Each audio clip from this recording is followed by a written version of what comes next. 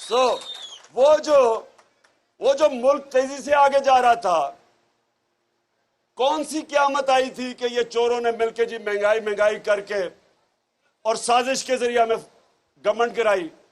और आज 2 महीने में आपके सामने हालात हैं। पाकिस्तान की रेटिंग, जो इंटरनेशनल क्रेडिट रेटिंग, वो नीचे, मूडीज, वापडा की क्रेडिट रेटिंग नीचे, जिसका मतलब कि जो हम 10 डैम्स बना रहे हैं वो मुतासर हो सकती है, क्योंकि फंडिंग बाहर से नहीं मिलेगी। और सबसे जो खतरनाक चीज वो ये कि हमारी एक्सपोर्ट्स 10% गिरी, और दूसरा जो रेमिटेंसेस पाकिस्तानी बाहर से भेजते थे वो गिर गई हैं। इसका मतलब कि हमारा खसारा बढ़ता जाएगा, इसका मतलब रुपए पे प्रेशर बढ़ता जाएगा, इसका मतलब हमारे रिजर्व्स कम होते जाएंगे। इसका मतलब कि अगर इसी तरह चलता रहा तो मुल्क श्रीलंका के रास्ते पर निकल गया। इसलिए आज सारी कौम को इकट्ठा होकर एक चीज मांगनी चाहिए, हमें इलेक्शन चाहिए।